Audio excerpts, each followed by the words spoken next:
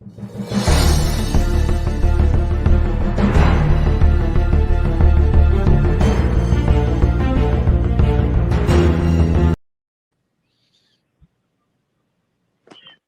evening, keepers of the cash. Gary B, the casual comic guy here. How is everyone doing tonight? Welcome to our inaugural episode, the first ever 10-1-1. And in this episode, well, before we get to that, let's introduce my co-host, that Stax of Comics, Rob over here. Hey there, comic book friends and fiends. And of course, our guest of honor tonight, Roger down below, Metarog himself. Greeting Four Color fans. Great to be here with these two esteemed gentlemen. And we'll take a quick run at our audience, and then we'll give a little synopsis of what this new show is all about. Cowabunga, thank you for joining us, sir. The Jackson Roy Kirk himself. Jerry the Jitterbug, what's up, buddy? Ryan LCS. And of course, it's the top of the hour, so all my notifications are going crazy. Anachronic, how you doing, Joe? DJ Links, how are you, sir? And we got some highs out of the way. So this is the first episode. And Roger, what this episode and what this bi-weekly show is going to be about, Las Cruces, hello, is 10 books from each person's collection that they want to talk about, regardless of value, that have meaning to them. So a top 10 that speaks to them in a certain way, regardless of what category that they deem them from. Okay. One book that has a personal story attached to it. Could be how you got it. Could be how you came across it. Could be why it ended up meaning something to you. And one spec pick just for funsies. Okay, good. And along the way, as we're listening, Rob and I may interject here and there and ask you a question about a book. But no problem. Without further ado, sir, let's get you going. And what is the first book that you have to share with us tonight? First one is Metal Men number 25. From the mid-60s, I do believe, because it's the checker, go-go check era. So what's that, 65, 66, somewhere in there? Yeah, mid-60s. Okay, great. The reason I picked this is that this is the first comic that I recall seeing in my life. My brother was a comic collector before I. He has since moved on to other things, and he had this was one of his favorite series. And when I saw this lying, we shared a room. When I saw this lying on our dresser, I was probably 4 years old, I want to say, somewhere like that. I loved everything about it. The colors, the huge chemo here, the different colored characters representing the different metals. Of course, at this point, my parents are Cuban refugees. I did not speak or read English yet. I didn't do that till later in kindergarten and first, somewhere around kindergarten. But I leafed through it, and I loved the action in it. I loved the layouts. I couldn't tell what was going on, but good artists can tell a story without necessarily having the actual words, the verbiage there.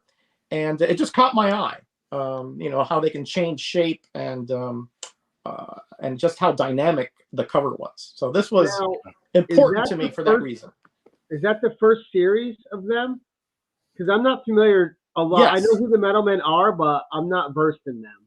Yeah, they had a 4-issue introduction series and showcase, and then went to Metal Men 1. But yes, this is their first self-titled series. That's correct. Okay, very nice. That's a great book and an awesome cover. I thought so too. I mean, as a little guy, who was the artist on that, Roger? Do you know? Ready for number 2? Yes. Let's take a look. All right, number 2. E-Man number 1. Ooh, I love E-Man from Charlton Comics. So, going forward a few years, this is, I believe, 1973. So now I'm in grade school, and I'm, I can read English and speak and all that stuff really well. and I go to elementary school, and before, I used to get dropped off early because my parents worked early and so forth, and they had a little rec yard in the back undercover, and there were people, well, for lack of a better term, gambling, baseball cards and comics, and you would put, let's say, if you had a stack of cards, you would put 1, 2, 3, and then turn over the card, and whatever number it was, if you had the higher number, you would grab that stack of comics or cards that you bet. And this was one of them there, and I had my baseball cards. So this is one of the first comics I actually owned myself, from way back then in 1973. And I love the character. Of course, a young Metarog was infatuated with Novocaine here. And it's just a goofy, fun, and wacky comic that to this day I still love. It is, and he could be anything. It was hilarious. The Charlton comics were all a little wacky, but they had such great covers and so much fun. Yeah. And back then, Rob, I don't know if you had the same kind of impression, but back then Charltons were like, you couldn't find DC, you couldn't find Marvel, let's get a Charlton. Now I'm hunting these things, I can't find them. Yep. Figure that. So that's number 2. And he went on to 2 different companies. Like, that character had a little bit of life to him. Yep, he went out to First, I believe, Yep. and then Kamiko, I believe. That's right. All right, next. Here we go. Captain Marvel number 29 from November of 73. So that I got at school, but my brother started driving right around now. He's 9 years older than I still is. He's still alive. And I don't know if it was my birthday or something happened, and he's like, "Hey, I see that you're getting comics. I want to take you to a place where you can choose your own. I got a couple bucks, and 20 centers. That means 10 comics, right?" So he took me to a 7-Eleven. I remember where it was. It was Coral Way and 72nd Avenue in Miami, Florida. And guys, when I went in there and I saw that spinner rack, it was like, it's almost like the most beautiful epiphany you would ever have for an 8 or 9-year-old at that point. It was just glorious, up and down, Archies and Harveys and DC. But this is the one that caught my eye and the one I pulled out of that rack. It's amazing I can still remember that far back. But I remember pulling this one off the rack first. Yeah, that's a character. Captain Marvel is just a character that gets no love, but so good. Excellent. And this art by Starlin, I mean, they even use this on the sticker card set. It's so good with the starscapes and that trail, that vapor trail or whatever that is behind him. Yeah. It catches your eye for sure. Here we go. In Night Tiger, Mike's saying that great Captain Marvel 29 issue. He just purchased it and read it. So good. Yeah. Mike is my buddy here from Ocala, and we've gotten together many times.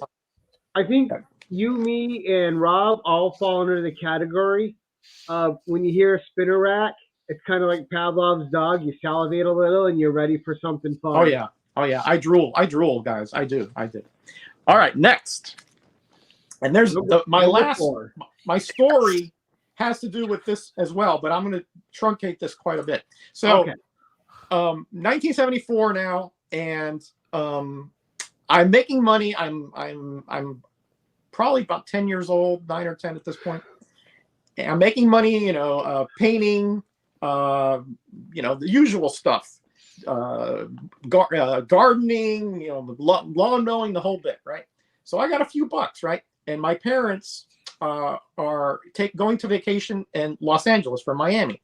So I say, hey, it's a long trip. Can I go over to the newsstand? Yes, there were newsstands back then. And grab some comics, bubble gum, snacks, the whole bit.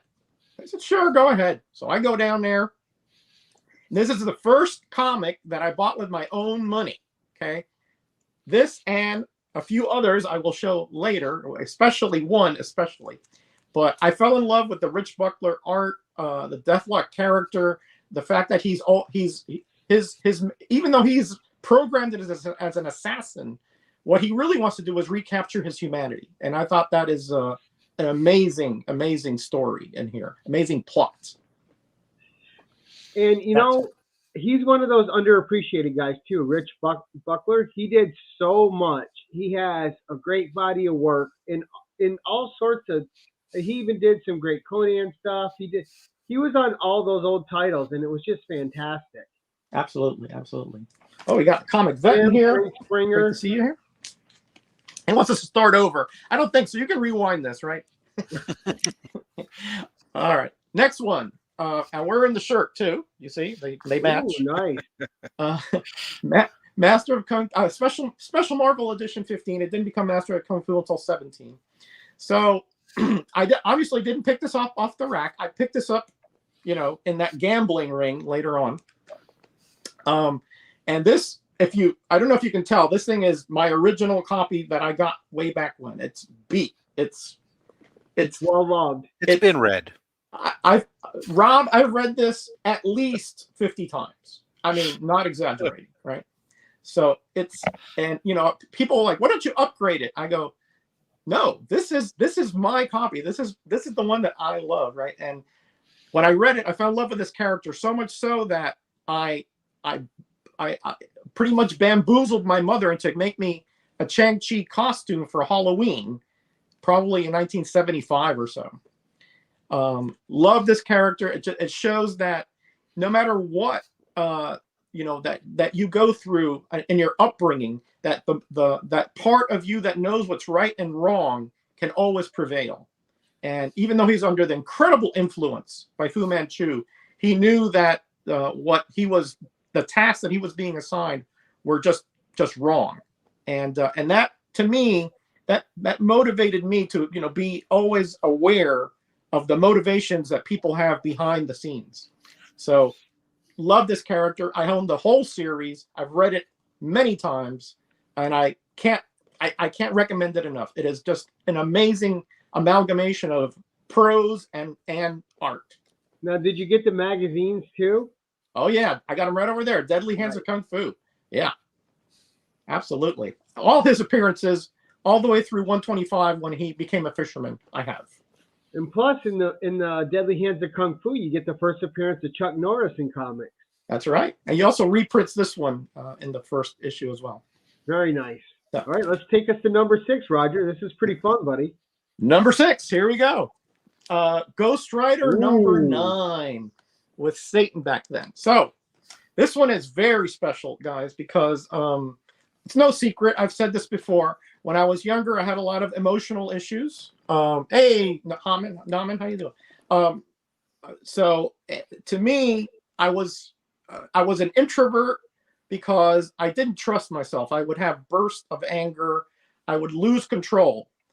Somewhat similar to Johnny Blaze, right? When sometimes when he became the Ghost Riders or Authos, he didn't have total control over what he was doing, right? So I felt a kinship, a camaraderie with Johnny Blaze at this point. And in this issue, at the end, he's about to be his soul's about to be taken by Satan himself. And then some guy walks in from the audience and says, "No, you can't take him. He deserves a second chance." He calls him a friend, but he looks a lot like Jesus Christ. So to me, I mean, I'm at that point trying to figure out, what, my parents, trying to instill in me a faith, but it just didn't stick to me. I have to feel it. I have to experience it. And this sort of led me down that path because it told me that there are ways of you being able to supersede what you think your weaknesses are. There are others out there that care for you, even though they may not know you. There are people who actually care for you, even just because it's the right thing to do, just because they are moral people. So this one is very special to me because it really did lead me down a path of trying to get rid of that emotional issue that I had, knowing that it can be superseded and not just give into it. Ghost Rider 9. Okay. All right. Now to the funner parts, right? Here, Captain Marvel, number 1. not Ooh. from Oh Fawcett, yeah. not from Fawcett. I have never seen that book. Well, there's a good reason, Gary, and not from Marvel. This is from MF, Myron Fass, right? This is perhaps the weirdest comic you will ever read. It is very derivative. I mean, it's thinly veiled doppelgangers of DC, Fawcett, and Marvel characters throughout, right? With completely fact, unrelated powers. And yeah, right. Like, yeah, correct. Like here we have Elastiman, not Mr. Fantastic, Elastiman. Here we have Adam Jaw, and here we have Dr. Fate. Dr. Fate, yes. These guys just flaunted, names and characters in the face of the other publishers. And believe it or not, they sued Marvel because they were using Captain Marvel. And they settled. And obviously, Marvel kept Captain Marvel, and they went under. They only published this comic and like an Archie clone comic. That was it. That's the whole publisher. There's been a lot of Archie clones. Yeah, there are a lot of Archie clones.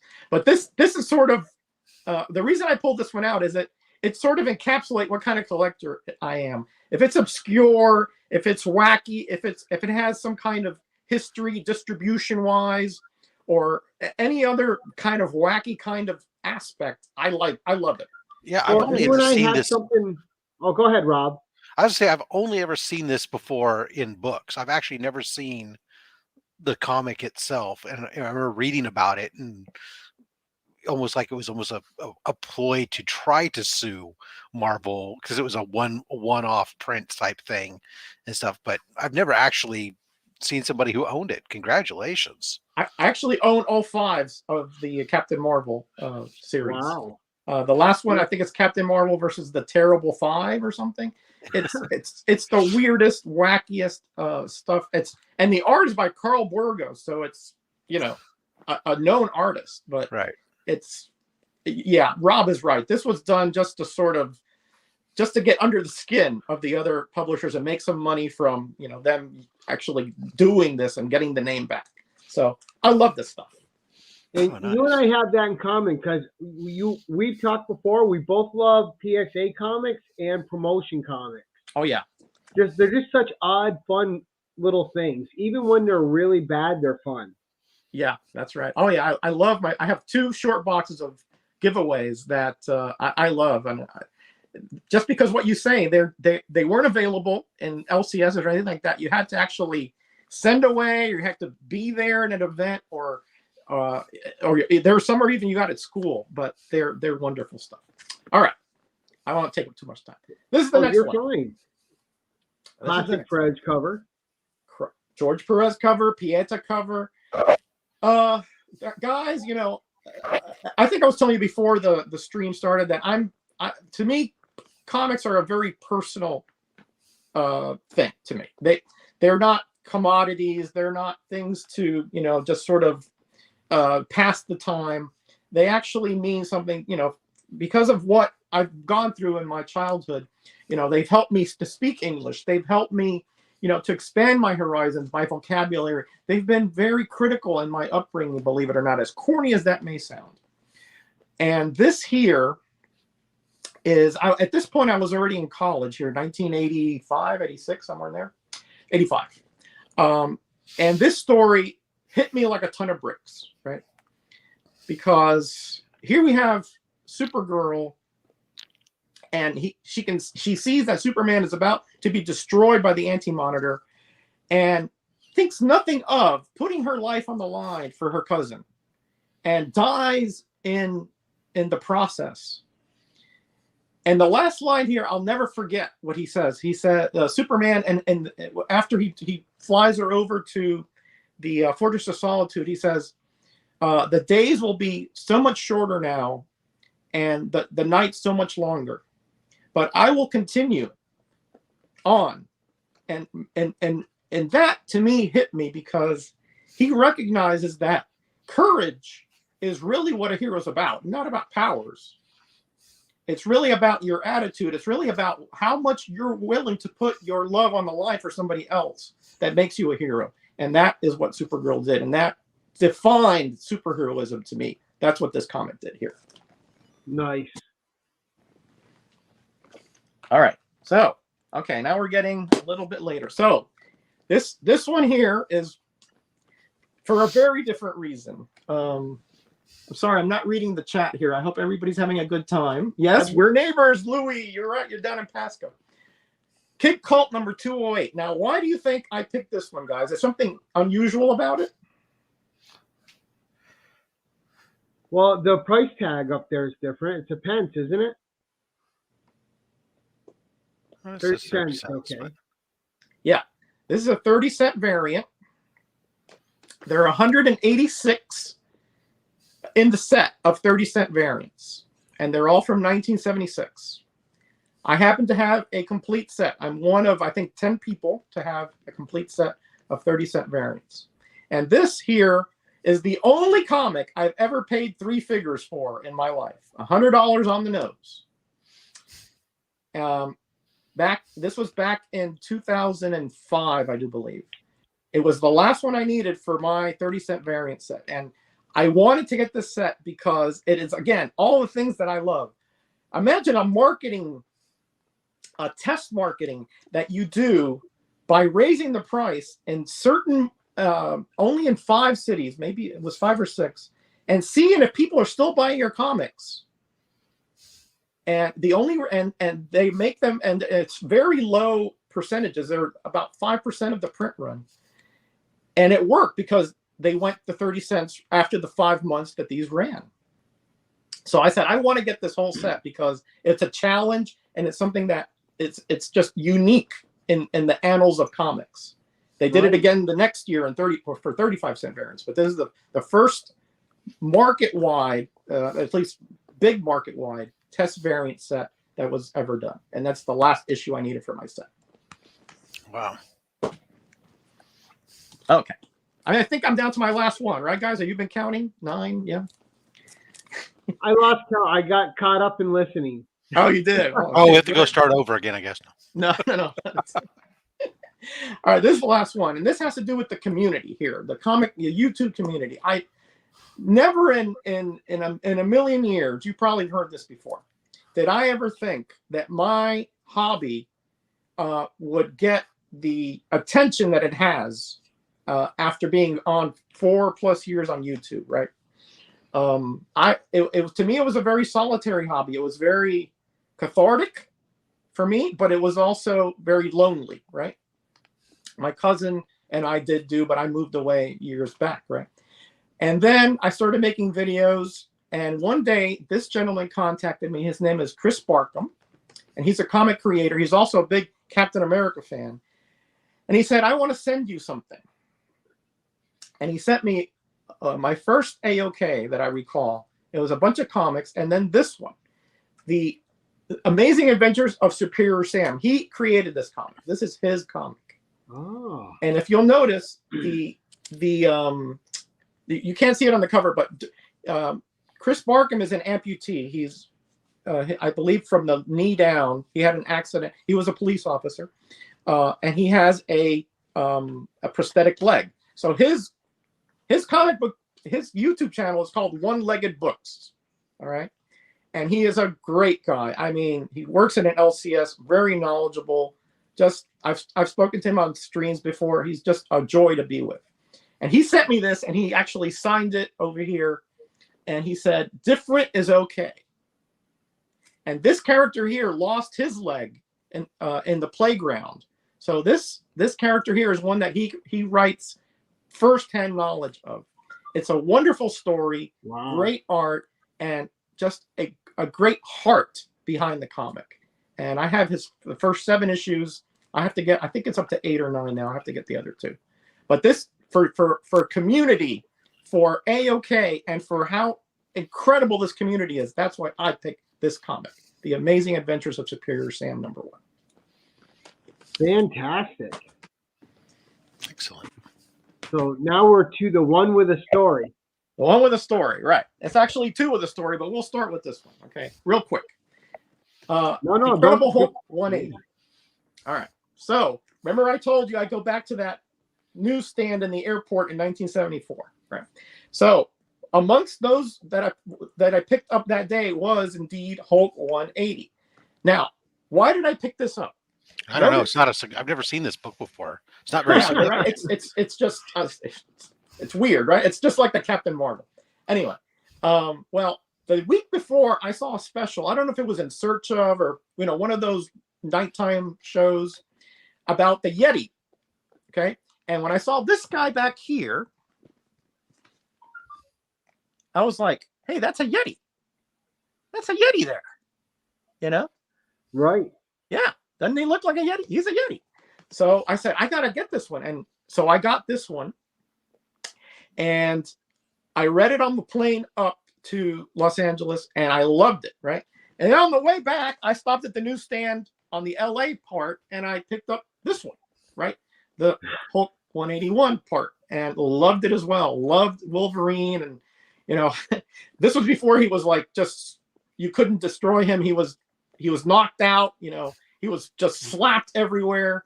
He was a lot, more human than now. Where if there's an eyelash left, he regenerates, right? So that's not the end of the story. I let a family friend borrow these in 1980, so I had them for 6 years because he said he wanted to read them, and I wanted to get people into comics even back then. So I said, yeah, I'll let you borrow them, and I'll come pick them up in a couple of weeks, right? My brother was friends with their family as well. Well, when I called him back, he says he denied that I ever let him borrow these, and I didn't have a witness. It was just him and me there in my room, and I told my parents about it, and he's like, we don't want to make a whole family ruckus about it, so they said just don't have a relationship with him, don't give him anything else, but it's a lesson to learn, right? That you have to be wise about the things that people that you give things to. I said, okay, brokenhearted because, these were very special to me. These were amongst the first that I bought with my own money. Fast forward another year or two, I go to a show in Westland Mall, which is in Hialeah, over in Miami-Dade County. I'm not driving yet because I remember that I was in high school. And I go in there, and there's a show going on, like a collectible show. And the first little kiosk, I noticed their comics. So my mom is off to buy something. I don't know. I said, I'll meet you back over here in about 15 minutes. I had some money with me. I start digging through this guy's boxes, and lo and behold, these 2 issues were in there. And it said on the thing there, $1 or $2 per, I forgot which box they were in, but it was $1 or $2. And I knew even back then, these were worth at least $30 or $40, back in 1981 or so. So I'm like, yeah, I'd like to buy these 2. He's talking to some other guy about a Daredevil one, the first Frank Miller, was it 168? So he's talking about them. He's not even looking at me. So he's like, yeah, give me a couple bucks. So I give him a couple bucks, and there's a vapor trail behind me as I do a beeline for, where my mom was at Verdines. So I got these 2 for $1, and they are like dead near mint copies. The ones that I lost, I had cut out the stamps from them. Oh. So the lesson being there, right, is that no matter how bad a situation is, right, learn from it. Don't repeat it, and believe it or not, there may be silver linings down the line from that lesson. Karma repaid you. Yeah, that's right. In spades. So yeah, I've had these comics. I think that goes down as the best dollar bin find of all time. Well, maybe. My knowledge. Maybe. I think I do remember somebody buying like a very early action way back in the mid 80s for $1. It turned out to be like $50,000 or something. But wow, I gotta find the Savage Tales for $1 now. Oh boy, well, don't I wish, right? Don't I wish? All right, the spec, right? Yep, and one to spec on. One to spec on. Okay, as I told you before, and I'm going to tell people in the chat, do not listen to me and specking. I do not know what I'm talking about. Okay. I do not do this anymore. I did a video way back when where I wrote an article back in the 90s. It's called Metarog the Speculator. If you ever want to see that video on my channel. And in there, I say, buy Savage She-Hulk #1, Thor 225, et cetera, et cetera.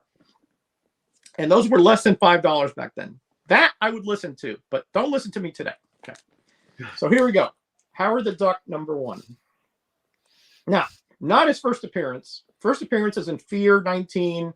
Story continued into Man-Thing 1, right? But this is his first self-titled comic. Steve Gerber, Mark Bruner art. This character is just bizarre, off the wall, wacky, irreverent. So to me, it's a perfect 21st century character. Maybe not for a mainline movie. His movie in the 80s was a bomb, although I kind of enjoyed it, I must say. I liked it.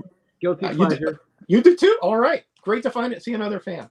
But for a short series or something, I think this would be a great, maybe some kind of animation or something that's down to that nature. I think this would be a good character. So do not listen to me, but this is my spec book, Howard the Duck #1. Plus, it's a cool story and cool art. So if you love it, then even if you spec and it doesn't happen, you still have a cool comic. Absolutely. That's actually one still on my list to get. That's a great book. Oh, that's not Red Sonja, by the way, Gary. In case I know that. Oh, okay. It's just an homage, but he's got the sword and yeah. He's in the MCU. He is, right? He was in that after the explosion there. Yeah. See him getting a Disney Plus or a Hulu. Yeah. Only if they bring back the stripper ducks. Well, they could do that on Hulu because Hulu's where Marvel drops their more mature content, like Hit right. Yeah. And stuff Yeah. like that. He smokes cigars and he ogles ladies and the whole bit. So yeah. Well, Roger, those were great stories, and you said don't listen to you on spec. I think that's decent spec. One, it's his first solo title. Yeah, he was in Adventure in the Fear. Was it Adventure into Fear, or was it just when it was Fear? It is Adventure into Fear, but I think the actual title is just Fear. If you look at the indicia there, Fear 19. Yeah. Wow. I do have it, but that one I think is already the cat's out of the bag on that one. So there you go. You got a fan of the stripper ducks there, Rob. Dude, I'm with you, Roger. I own that movie on DVD, and I also own it digitally. I bought it digitally. It's a fun watch here and there. It is, right? Dark Overlords. Come on, it's cool stuff. And I like when he goes to the diner and they said, "Oh, just give me the special," and they put eggs on there, and he's like, "What do you think? I'm a cannibal." Yeah, plus you had Leah Thompson from the 80s. Yep, she was very, very cute back then. Oh wow! Well, guys, that's a good mix. What a great first guess. What do you think, Rob? It was a phenomenal mix. I especially staying away from all the modern stuff and going into just a good random mix of books that like you said, mean something to you, but also, I mean, like I said, that I'm still blown away by that Captain Marvel stuff. I mean, that's like, I just love it. I got a lot of that Charleston stuff. Comics, that's great. I mean, I got a lot of that quirky stuff. Trust me, that's the kind of stuff I love. E-Man, Captain Marvel, Fat Man, the Human Flying Saucer. You ever heard of him? Yeah, lovely series. No, totally politically incorrect, but just the weirdest stuff is what I love. Everything from the 70s was politically incorrect, but it was glorious. True. It was its own thing. True. It just beautifully shows that you are a collector. Because no speculator is buying half that stuff. No. Because they don't know, they won't understand that some of it actually does have value or because of its rarity or whatever else. But no, that's great. And I've never, I tend to go down certain rabbit holes, but I've never thought to like pick, oh, I'm going to go after all the 30-cent variants or something else. That's great. I mean, that's what I love about this hobby. Everybody's got something different about themselves and what they're interested, what they'll go after, and I applaud it. Thank you for coming on and sharing that with us. And well said. I think that makes us such a great community, is that the variety. No two of us collect the same, And we don't have to. And we don't have to. We don't have to mimic And each other. We just have to be who all we three of are. us here And that's collect good enough. differently. We all get along well. But Roger, I would like you to tell the audience what your approach was to getting a list down to 10 books, because as we discussed pre-show, we're all terrible at making a narrowed down list. Right. So, well, it's like, as I was telling you, almost all my comics have some kind of meaning to me. I could put myself, I mean, I have a terrible memory. I can't tell you what I had for lunch yesterday, but I can tell you what I bought off the spinner rack in 1975. Okay. So it's just that quirky kind of memory that I have. So they each mean something to me. And sometimes I'll pick some up and I remember the convention and so forth. So when you said 10 comics, you know, I wanted to get, there are a few, like the first 3 or 4 are always in, when you said the most important to me, those are always there because they're so critical to who I am as a comic collector. The others can fluctuate depending on many factors. So what I do is I artificially create barriers for myself so that I don't go crazy, you know, trying to go through 11,000 comics. And because when you tell me these things, I'm very OCD. I want to, when you tell me I want these certain 10, I will actually take that to heart, right? And I will pillage this room to get those top 10. So what I did is I said, okay, I'm just going to go with the things that have a very concise story to them that I can tell in a minute or two, because obviously we don't want to be here all night, right? And I also got comics that have from my younger breast into YouTube, and I stopped it at YouTube. So that helped me hone it down when I took it in those kind of like it's little bites instead of the whole career of comics. Awesome. So coming up on our next show, which is going to be on the 22nd, we actually have Matt Woods coming on for our second show. So Matt Woods will be on here to discuss his comics. And I want to announce it on this show right now. For any of you that are interested in future spots to do your top 10 books, message me on Instagram. Let me know you're interested. We're going to run this show on Tuesday nights. I may do extra shows throughout the week here and there as demand dictates or people's schedules. Whether or not Rob can be here if I do an extra show will be dependent upon Rob. But I think we had a great, successful first show. Roger, you are an awesome opening guest. I don't think I could have topped you. Great job, sir. Thank you so much. Let's do the quick roundup. Rob, what have you got coming up, buddy? I got some slabs to open up this week, Thursday, Saturday. Slab Hub, Ohana Comics will be on with us this week. So, and don't forget to mention the great giveaways you have on there. Oh yeah, well we have some books to give away. Gary will win them though. And what the hell? You know, the next Tuesday is the third Tuesday of the month, so we will be doing a Sidekicks Talk Comics. Will be on with another panel of guests to talk about the Incredible Hulk. Good. Ooh, that'll be a good one. Good topic. Are you having DJ on for that one too? I think he is. I can't remember the whole panel. I think he and Legion of Comics and Becker. Oh, nice. So, Roger, what have you got coming up on your show, buddy? Well, first, Gary, I just want to thank the chat. I've been reading it, and man, I am so moved and so touched by all the great comments that we're getting in here. You know, honestly, I love this community. You know that. I love all these guys and gals, and to me, to be on this show is such an honor, Gary. I know that you said, "Oh, the honor's mine," and I think that's I appreciate that. But to be able to talk about comics with people who get it, man, what an honor and what a release that we have here in this hobby. That we have our daily grind, and we have our troubles, and whether they be financial or personal, yet we can talk about this at least for a little time, have that escape. So thank you, chat, for all all those great comments. I am really a blessed man to have you in my life. And so I'm going to do the very short comic community links video with all the contests on there. Last one got about 300 some views, so I'm very happy that can help the community grow, like Gary, your Grow Together initiative. I'm also going to be starting a Road to 1,500 subscriber giveaway in a couple weeks.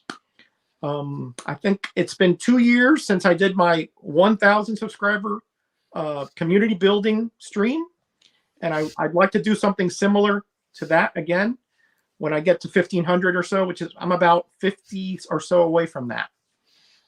So keep an eye out for that, because I got some really good prizes, and we're going to do some exercises to make sure that everybody knows everybody else, somewhat similar to what you do, Gary.